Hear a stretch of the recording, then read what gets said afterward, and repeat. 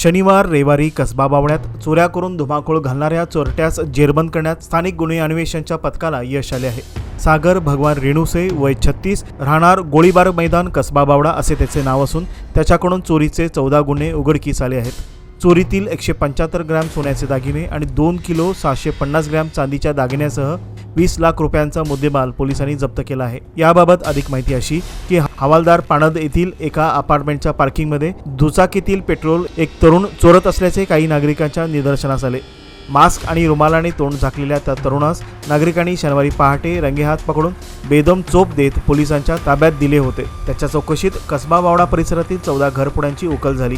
गेल्या 4 वर्षापासून चोरलेले दागिने आणि चांदीच्या वस्तू त्याने घरात लपविल्या होत्या, तर रोकड खर्च केली होती।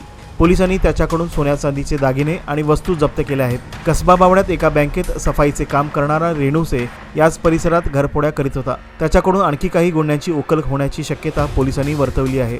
निरीक्षक रवींद्र कमळकर यांच्या मार्गदर्शनाखाली उपनिरीक्षक जालिंदर जाधव, अंमलदार सोमराज पाटील, वसंत पिंगळे, संदीप पाटील, सुरेश पाटील, राम कोळी, रुपेश माने, कृष्णात पिंगळे, अमित सरजे, अरविंद पाटील, विलास किरळोलकर यांनी ही कारवाई केली। बँकेत साफसफाईचे काम कसबा बावडा परिसरात 2021 पासून करताना घरफोड्या करून धुमाकूळ घालणारा चोरटा सागर रेणुसे हा पोलिसांच्या हाती लागला नव्हता।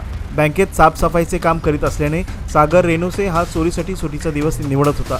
बहुतांश घरफोड्या त्यांनी शनिवारी आणि रविवारी केल्याचे तपासात उघडकीस आले। चोरीसाठी त्याने पूर्ण तोंड झाकणारा मास्क तयार करून घेतला होता।